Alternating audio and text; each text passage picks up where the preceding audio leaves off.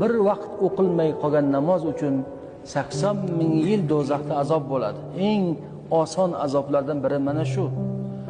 Tovondan o't qo'yadilar, miya qaynaydi deydi.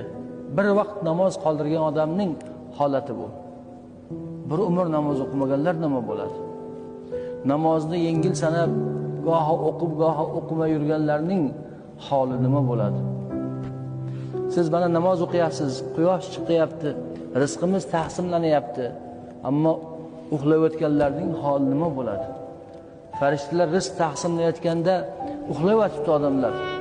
Ularning ahvoli nima bo'ladi?